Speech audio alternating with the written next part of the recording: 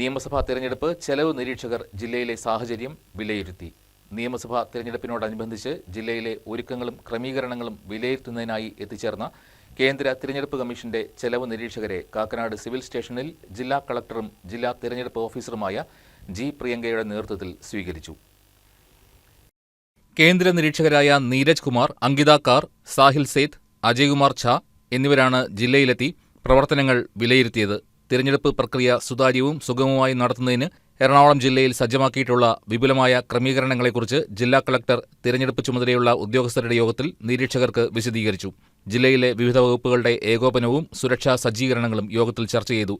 അനധികൃത പണമിടപാട്, ആയുധക്കടത്ത്, ലഹരിക്കടത്ത് എന്നിവ തടയുന്നതിനും പെരുമാറ്റച്ചട്ട ലംഘനങ്ങൾ കണ്ടെത്തുന്നതിനുമായി ജില്ലയിൽ കർശന പരിശോധനകൾ നടന്നുവരികയാണെന്നും ജില്ലാ കളക്ടർ അറിയിച്ചു.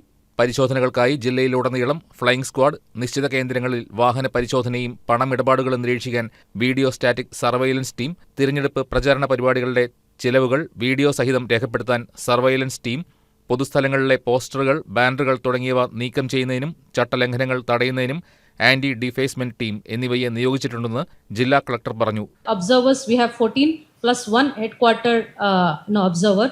Then flying squads are in place, sir. Our vehicles have been allocated. Static surveillance team have been in place. Video surveillance team right now they are here also. Video viewing teams have been in place. Accounting teams are in place, and control room is set up, and we are ready, sir. And MCMC also media certification monitoring committee is also ready, sir. സാമൂഹിക മാധ്യമങ്ങളിൽ ഉൾപ്പെടെ പരസ്യങ്ങൾ വരുന്നുണ്ടെങ്കിൽ അവ ബന്ധപ്പെട്ട പാർട്ടിയുടെയോ അല്ലെങ്കിൽ സ്ഥാനാർത്ഥിയുടെയോ ചെലവിൽ ഉൾപ്പെടുത്തുമെന്നും ജില്ലാ കളക്ടർ കൂട്ടിച്ചേർത്തു. തിരഞ്ഞെടുപ്പ് ചെലവുകളുമായി ബന്ധപ്പെട്ട കൃത്യമായ കണക്കുകൾ സൂക്ഷിക്കുന്നതിനും സുതാര്യത ഉറപ്പാക്കുന്നതിനും ഉദ്യോഗസ്ഥർക്ക് കമ്മീഷൻ നിരീക്ഷകർ നിർദ്ദേശം നൽകി. News desk KCV news.